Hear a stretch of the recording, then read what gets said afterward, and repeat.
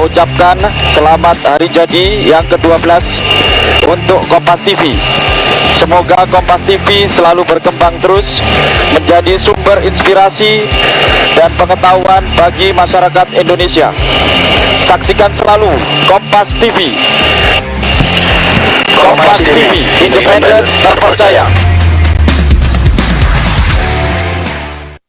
Halo, saya Mahfud MD, Menko Polhukam Republik Indonesia.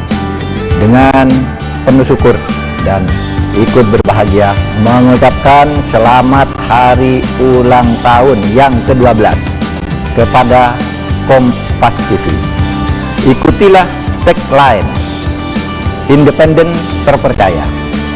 Independen artinya Anda tidak mau diintervensi oleh kehendak sumber berita. Terpercaya artinya Anda bisa dipercaya untuk menjadi rujukan pemberitaan oleh seluruh kalangan masyarakat. Selamat ulang tahun yang ke-12 untuk Kompas TV.